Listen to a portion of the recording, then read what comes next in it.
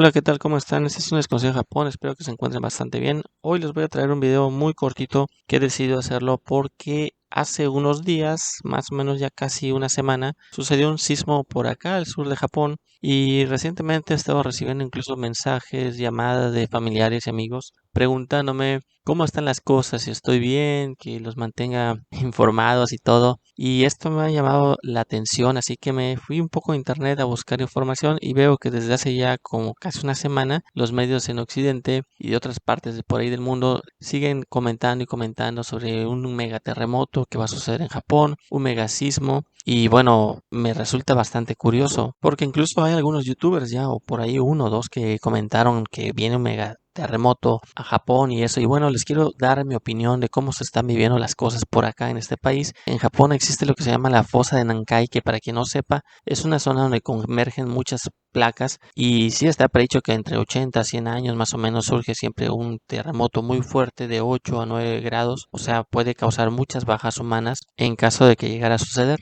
Pero no vamos a meternos a hablar de geografía, entonces vamos a hablar cómo se viven las cosas aquí en Japón o qué ha sucedido después de estos días. Pues la verdad es que aquí en Japón la gente está con pánico, con mucho miedo, están todos escondidos como, no sé, abajo de las piedras. No, es una mentira, no está pasando nada de eso. Es una broma lo que te acabo de comentar. No está sucediendo nada de eso, absolutamente nada. En Japón es completamente normal para ellos. Aquí a cada rato tiembla, bueno, tiembla muy seguido. Así que para ellos simplemente ha sido un sismo más que ha pasado, si estuvo en las noticias y todo lo que tú quieras. Pero no, los medios japoneses realmente ya no están tocando ese tema, mientras que en Occidente siguen, habla y habla y habla de lo mismo. Me imagino que pues para darle larga y tener a la gente entretenida, pero realmente no, aquí de lo que se habla actualmente pues es más de la dimisión del ministro de Japón que va a dejar el cargo, de un tifón que viene, de otras cosas que ocurren con frecuencia en este país. Las cosas por acá siguen de manera normal, natural, la gente va a su trabajo, la gente llega a su casa a descansar, salen a divertirse, están celebrando el Obon, que ahorita en cuanto estoy grabando este video todavía es el último día del Obon. Entonces yo fui incluso a estas festividades cerca del mar, no ha pasado absolutamente nada y personalmente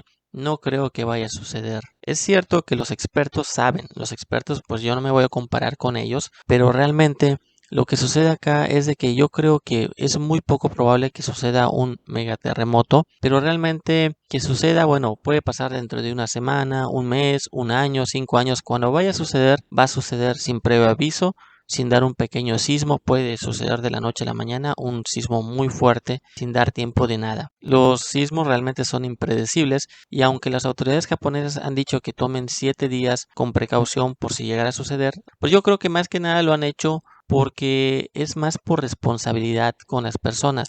Pues es lógico que los japoneses quieran prevenir a la población para que no los vaya a agarrar de manera desprevenida, que aunque les puedo comentar que muchos japoneses pues andan como si nada. Pero si en caso de que los expertos no avisaran y sucediera un sismo de estos, pues estas personas tendrían que enfrentar juicios penales por no avisar a la población.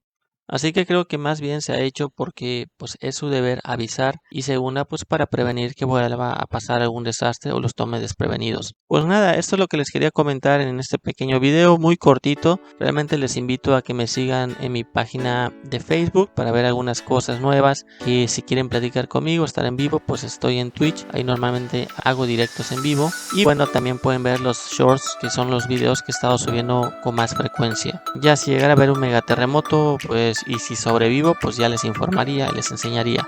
Entonces pues nos estamos hablando y viendo. Hasta luego, chao, bye.